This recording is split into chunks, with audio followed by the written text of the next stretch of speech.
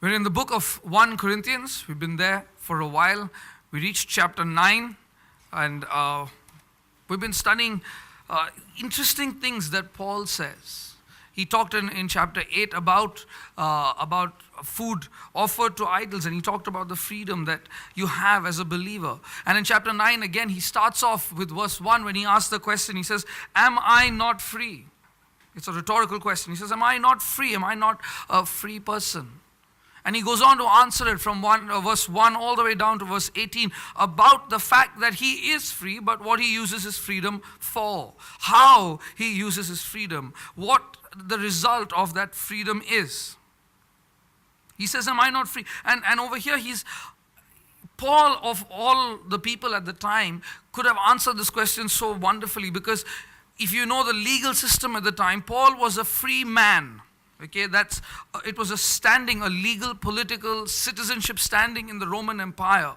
That he was born a Roman citizen, a free man. And they had a high standing in society. They had a lot of privileges and rights which came along with that political identity of being a free man. So from there, he was not a slave. He was not in bondage to anyone. But even greater than that is the freedom that he found in Jesus when Jesus sets him free. And he says in Galatians chapter 5 verse 1, he says, "It is for freedom that Christ has set us free." He knows that. He understands that. He lives that. He says, "God has set me free to be free." There is an abundance of freedom in Christ. And Paul knew that. Paul knows that. And he argues through chapter 9 verse 1 to 18 about this freedom. And one facet of it. But now in verse 19, he picks up again. So he's asked, right? Verse 1, "Am I not free?" And in verse 19, after explaining for 18 verses, he says, "For though I am free from all." So he's proved his argument that he's free. He says, "Though I am free from all, I am under obligation to no one. I am free from all." Now, the context of this, verse 1 to 18, he talks about the fact that as an apostle, as a servant of God, he had every right to ask the churches that he had planted. He asked the people who he had invested in. He had every right to ask them to support him. Okay, he talks about, "I could have asked you to take care of my needs, but I didn't." That's what he's been arguing for 18 verses before this. And he says over here, "I'm free from all." So he's basically also letting you know, listen, I'm not obligated to anybody. I want you to know this, that I'm not obligated to the Romans. I'm nothing there from a political standpoint. And this whole guilt and sin and everything, I'm free from that. And I'm not obligated to anyone. I'm not obligated to even you. You might be giving me money or whatever, but I'm not obligated. I'm free from everyone. So what he's basically telling you is, the next part of this verse is a free will decision that he made. I am free from everybody. There is no compulsion. There is no obligation on me. Though I am free from all, I have made myself a servant to all. And this morning, what I want to do for us, for me and for you, is to contrast his life with ours. To see what he does with his freedom and what we do with our freedom. Though I am free from all, I have used that freedom. I will make a free decision to be a servant to all. Now, there are different types of people in this room. There are those who might not be able to say, "I'm free." Maybe you're here and you've not yet experienced the freedom that is in Jesus. You've not yet experienced the freedom that Jesus brings, and so you can't say that you know the gravity, the weight, the worth of the verse where it says, "Those whom the Son sets free are free." You've not yet experienced that. Maybe you're sitting here, and we're going to talk about the good news of that freedom in a little while. But maybe there are others who are sitting here who said, "Yep, I have experienced it, and I know for sure that Jesus has set me free." But what are you doing with your freedom? What are you doing? Because there are some believers in Jesus who have experienced the freedom that Jesus brings, who are like that 17-year-old college student. You know, the one who has been living with mom and dad for all these years and got into college in some faraway city. Not, and they actually purposely looked for a faraway city. They didn't want a college in the same town because there are perks that come with going far away, preferably out of the country as well. Really far, so mom and dad have to think a lot before coming to visit. Those 17-year-olds who go off to college, nobody is looking anymore. There's nobody in the morning going, wake up, time for school. Wake up. Because by the time you're out there, you've got a roommate who's as lazy as you. They're knocked out. They've also put the alarm off 5 times. You didn't even hear it go off. Theirs or yours. There's nobody doing that. There's nobody calling you by 2 o'clock or asking you, have you had lunch? Have you started doing your homework? What did your teacher teach you today? I ask my son that question all the time. But nobody is doing that to you when you've gone away. There's nobody calling you on the phone by, 5, 6 o'clock, or you can cut the phone now at least, saying, where are you? What time will you be home? I'm going out with my friends. Which friends? How many boys, how many girls? Where are you going? What will you eat? Where will you get the money to eat? Nobody's asking you those questions anymore. You're far away. Especially in a different country, it's a trunk call. I mean, now WhatsApp, free calls, but signal was bad, can be a good excuse. You're free from all authority. And what they do with that freedom, many of us know. Some believers are like that. You hear, you read the verses, Jesus has set me free, now there's no condemnation. Everything is permissible, but not everything. We don't hear the last, but not everything is beneficial. Everything is permissible. Woo! And like that 17-year-old, I'm free. I can do what I want. And if I by mistake mess up, hey, Jesus will forgive me. So this is a really great deal I've got here. It's like a gold mine you stumble across. Especially if you've been living a ritualistic religious life for many years. Suddenly you're free. And Paul says, yeah. But what do you use your freedom for? And then there are some here who might be saying, I got it right. I'm using my freedom to serve others. But Paul doesn't just stop there. He says, I make myself a servant to all. Now, we like to be a servant, let's be honest. We like to be a servant to some, not all. It's very hard to be a servant to all, to make that decision. It's easy to be a servant to some, especially when it makes you feel good or look good. This morning they went for the Zakira dengue drive to the slum. A whole lot of people, volunteers, have gone to give out the dengue packs in the slum that we work in. And when you do things like that, it's amazing to feel that servant heart. We love to serve. But my brother, my sister, we sometimes do that, but we find it very hard to serve apart from that. Because when it's not your context and you go to the slum, it looks really nice and stuff like that. But what I love about our social action team is if you meet them and you interact with them, Monday to Sunday, they are servant-hearted people. Nobody has to tell them to do anything, and they are servant-hearted people. They serve all. They have made the decision to be a servant to whoever it is who stands in front of them. That's what Paul is saying over here. It doesn't make a difference who stands in front of me. I have made a decision that no matter who comes across my path, whoever it is who stands in front of me, I have made a decision beforehand that my disposition towards them, my attitude towards them will be that of a servant. I have decided under no obligation, I am free from all of them, but I've decided to make myself a servant to all. That's fascinating that Paul would choose to do that. He doesn't choose who he wants to be a servant to. He says to all. It doesn't make a difference. But Paul could have gone on to say, I'll be a servant, but I will define what servant looks like. This is my servant strategy, and I will do that. That's it. If it doesn't please you, then hey, you got issues. It's not my problem. But he goes on in verse 20 to say, to the Jew, I became a Jew. To those under the law, I became as one under the law. To those not under the law, I became as one not under the law. To the weak, I became weak. To all men, I became all things. Which means Paul says, listen, I'm not going to say this is what I mean by servant, and it doesn't, too bad if it doesn't fit your cultural upbringing.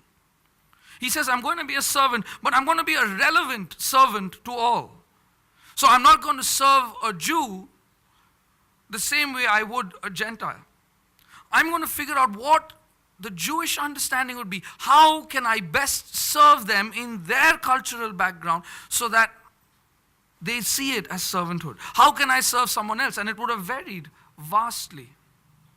Now, I have a friend, not been in touch for a while, but he had this really peculiar habit in our youth fellowship days. If you set a meeting with him, right? If you said, listen, we're going to meet for coffee or whatever. Let's go out tomorrow for coffee. He would do this. The evening before the meeting happened, he would go home and maybe he was really excited about internet because it was fresh that time. But he would go home and he would research about you. Okay, not Sandeep and find out all that Sandeep has done. But he would say, what do you do? You're a surgeon, or you're an architect, or you're whatever else. He'd go back and research your profession, what you're doing. If you were a student, what were you studying? He'd go back, research everything about you, and come the next day prepared to talk to you about your life. He'd know all the terms. He'd know the kind of exams you'd have to go through. He'd know the kind of struggles that your profession would have. And some people got, what? That's so cheesy. Like, why would you do that, man? But I found it really, really nice. Because here was somebody who said, listen, your life matters, and I'm going to spend an evening researching about what you're doing so that I can talk to you about what you're doing. He didn't have to, but he chose to. And he had some really deep friendships because of that. Because people said, listen, he actually cares about what I do. He took the time out to find out what I do. And that's kind of, on a smaller level, what Paul is saying here on a much larger level. He says, I will find out, I will be to you what you are, so that I will speak your language. I will know what you're about.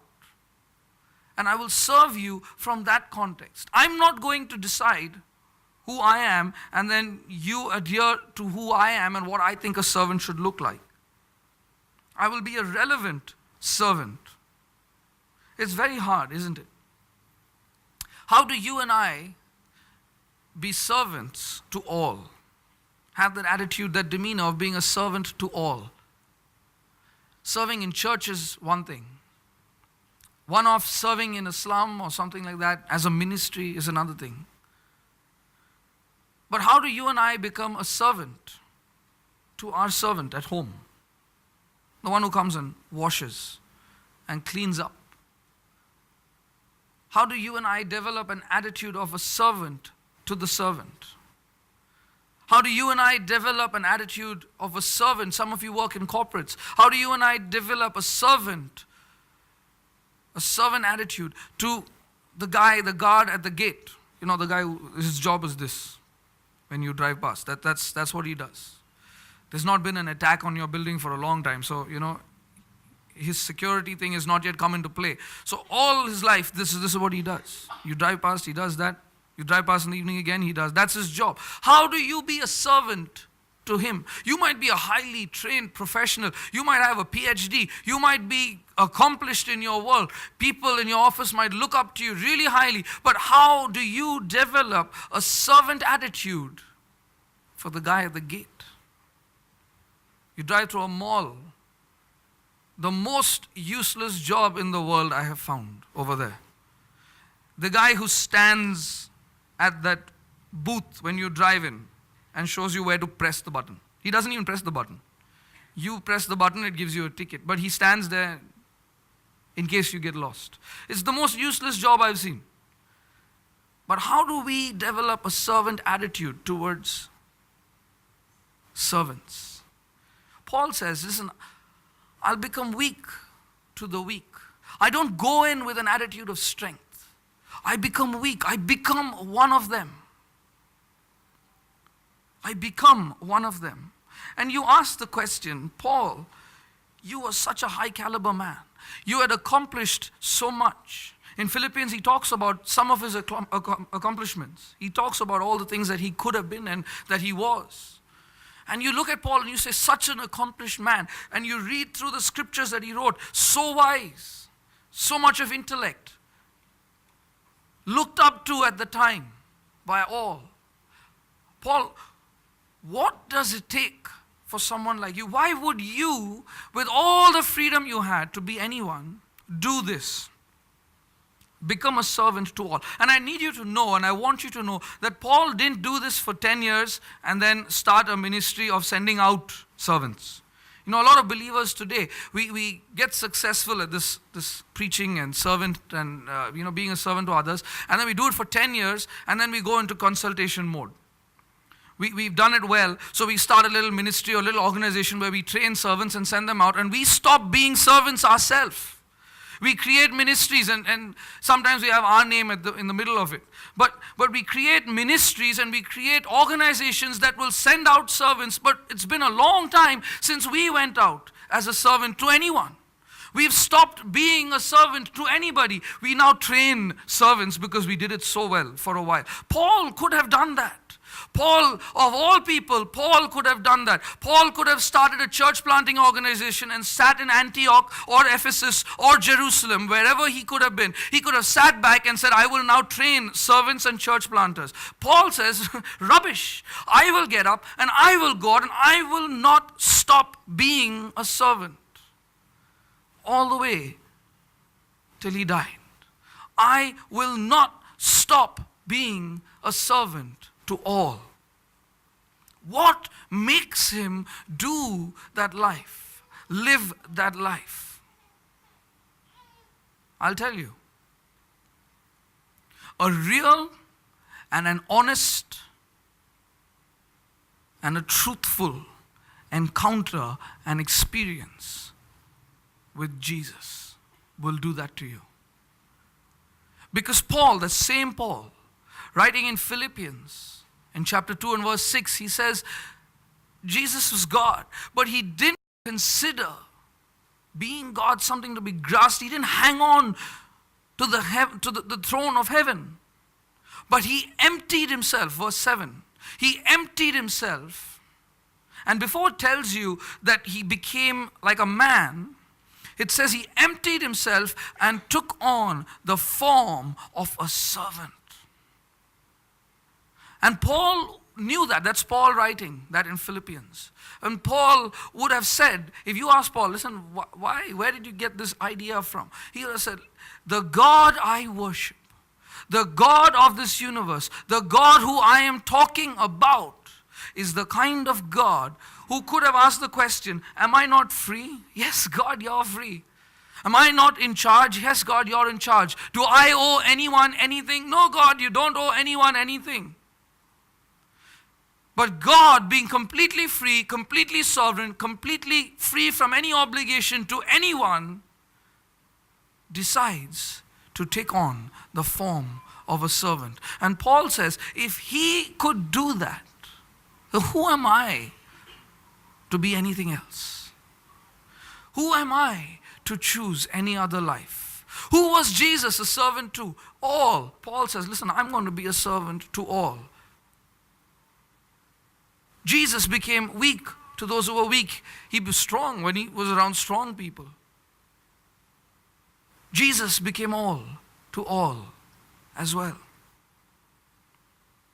If you think about it, Jesus is God, right? John 1:1. He was God. Jesus being God, the one through whom all things were created and for whom all things are created and in whom everything is sustained, that same Jesus through whom water came into existence, that same Jesus through whom the molecules and the atoms of water are held together, H2O, water, are held together, that same Jesus, that same God to whom the cattle on 1,000 hills belong to, that same God who says everything is mine and is at my disposal, that same Jesus stooped down to sitting at a well in John chapter 4. And when the Samaritan woman came up, he said, I'm thirsty. Could you give me something to drink? Are you seeing how he chose to be weak so that he could enter into an experience with a weak person? He entered into experience by entering in a weak. He could have just started off with the, I'm a prophet. He could have done a miracle. He could have, as she walked up with the jar, he could have, as she's lowering it in, he could have made the water jump into her jar. He could have done a miracle. He could have done something bizarre to start the conversation off and prove beyond a shadow of a doubt he was God. But he enters in a position of weakness because he knew he was dealing with a weak and broken person. And so he starts off by saying, could you give me something to drink? Jesus didn't need that. Jesus could have satisfied himself in a shot. And he could have just sat by the well, opened his mouth, and the water would have come crawling out if he wanted. But he didn't. Jesus who commands water, Jesus who walks on water. We know he did that.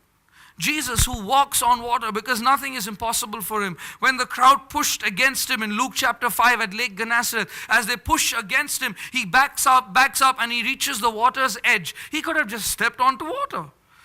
He could have just stepped onto the water, walked out a little bit and continued preaching. Nobody could have pushed against him then. But he gets into Peter's boat. Why? Because he goes out into the water with Peter. Peter is cornered, and there on the boat, Jesus meets Peter and says, come follow me. I will make you a fisher of men. He enters into our experience as weak because he knows we are weak. He goes out of his way to do that with us. If you are not convinced that you are worshiping a God who goes out of his way, my brother, my sister, he left heaven to enter our experience. We are completely different from each other. We have different likes, different interests, different characters, different personalities right here in this room. But all of us, to each of us, Jesus has become a personal God. He has become all things to all men. But what is his motivation? It's the same as Paul's. And I want to read this passage again, highlighting the motivation factor. For though I am free from all, I have made myself a servant to all, that I might win more of them. To the Jews I became as a Jew, in order to win Jews. To those under the law I became as one under the law, though not being myself under the law, that I might win those under the law. To those outside the law, I became as one outside the law, not being outside the law of God, but under the law of Christ, that I might win those outside the law. To the weak I became weak, that I might win the weak. I have become all things to all people, that by all means I might save some. I do it all for the sake of the gospel, that I might share with them in its blessings. I do it all for the sake of the gospel, the good news of Jesus. Paul understood how beautiful the gospel was. This good news of Jesus, the good news that God is willing to forgive. The good news that God has paid in himself the debt of sin that hung above your head and my head. The good news that God on high looked down and saw that you and I were helplessly floundering in our sin. And Romans 5 tells us that while we were still sinners, Christ died for us. The good news of Romans 8 verse 1, that now therefore there is no condemnation for those who are in Christ Jesus. The good news of Romans 8:28, that for those who love God and are called according to his purpose, all things will work together for good. The good news of Romans 8 verse 30, that if God is for you, who can be against you? The good news of Jesus, that he is coming back and his reward is with him. The good news of Jesus, that heaven is here, it is real, and there is a rest for those who will walk with him. The good news of Jesus, that eternity can be secured while you live this temporary life. The good news of Jesus that the Spirit of God will indwell you. The good news of Jesus that the God who calls out the armies of heaven will call your name in an affectionate voice. The good news of Jesus that there is a kingdom. The kingdoms of the earth are failing, are faltering. The society around us is violent, is spiraling out of control into violence. Last evening we looked at that at the Saturday service. I made them listen to John Lennon and Bob Dylan and a few others who sang songs crying for peace and to make the world a better place. But society has spiraled even worse since then, to the point where you've already forgotten it. You read it, it appalled you, but you've gotten over it so fast that in our society, our city, 11-month-old was raped for 2 hours. And we've gotten over it so quickly, so easily. A society that is spiraling every day, every hour, so far down into violence and debauchery, devoid of morality. But the good news of Jesus that says this is a gospel of peace. Peace between man and God is possible. Peace between man and man is possible. Some of you, forget the world outside, some of you in your own family, you have given up on peace. In your own relationships between husband and wife, between parents and children, between you and your in-laws, between you and your other relatives, between you and your colleagues, between you and your classmates, you have given up on peace and on people. You have said it's never going to happen. There is no chance there will be peace between us again. But the good news of Jesus is that peace in your lifetime is possible. And Paul says this is a beautiful gospel. It is worth giving up the freedom that I have for the sake of this gospel. So the question before you is not, do you value your freedom? The question before you is this: have you understood the beauty of the gospel this morning? Do you really believe that the good news of Jesus is worth giving up everything for? Because if you don't, and this is a harsh word, if you don't, this morning you are a liar. Let me tell you how. Because just a little while ago you sang the song, "Your gospel, O God, is the hope for our nation." You are the Lord. It is the power of God unto salvation. You are Lord.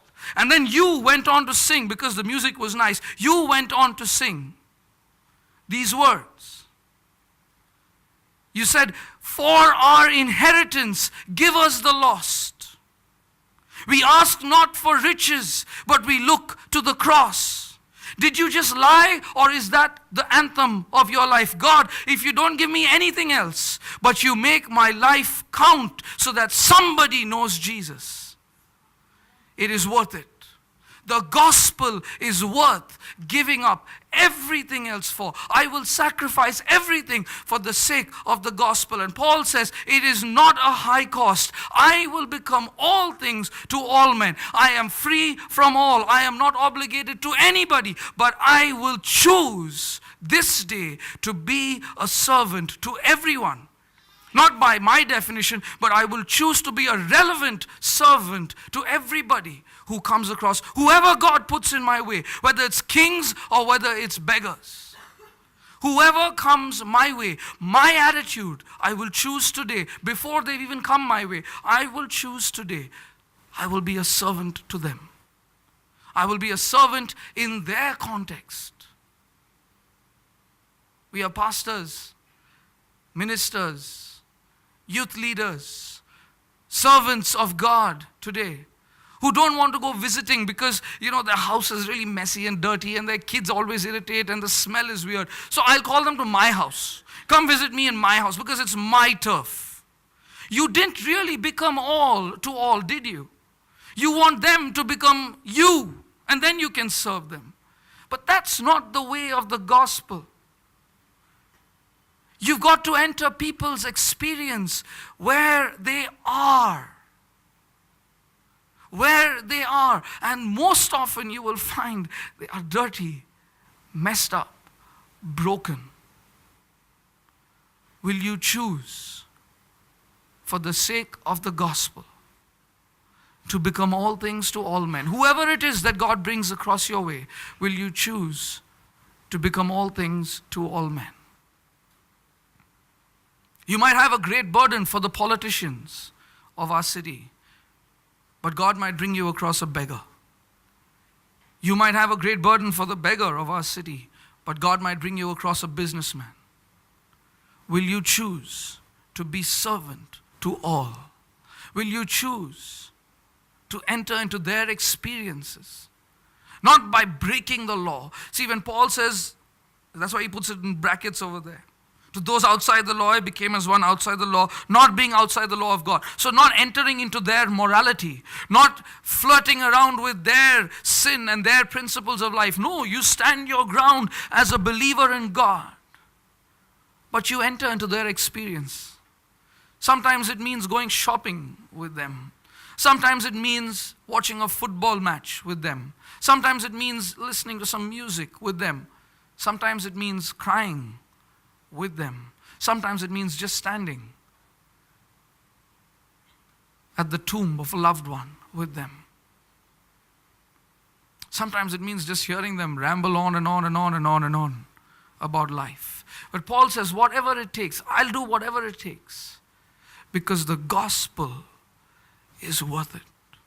The gospel is the only hope for the world we live in. And Paul said this 2,000 years ago, or 1,000 something years ago. Paul would have said it. How much worse is our society today? How much more should the church be saying it today? Whatever it takes, we will be that, so that by the grace of God, we might win some to this incredible gospel of Jesus. Do you really think the gospel is worth it? Have you experienced the good news and the love of Jesus in such a truthful and transforming way that it has convinced you beyond a shadow of a doubt that it is worth everything in your life? It is truly worth giving up everything in your life, even your life itself. Or is the gospel that's something, nice? It's a nice thing to know that somebody loves you unconditionally. Have you truly met Jesus? Paul did. And it changed him in a way that he became a servant for life. In his letters he says, a servant of God, a servant of the gospel. And he counts it as grace. In Ephesians he says, God's grace was given to me that I would preach. He sees it as God's grace. He sees it as a beautiful thing, being a servant. Not something that's, God will be angry if I don't.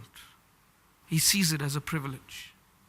My brother, my sister, God, if you would stand in Christ, then God has given you freedom that is beyond imagination.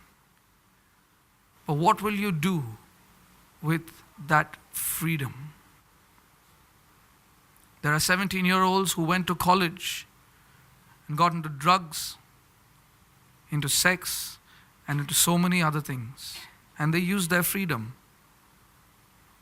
But there are 17-year-olds who went into college and came out missionaries, came out evangelists, came out preachers and teachers of the word, came out as prayer warriors. They too used their freedom. What will you use your freedom for? Is the gospel not worth it?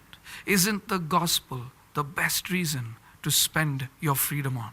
Isn't the gospel the best reason to give up everything for? You've got to answer that question.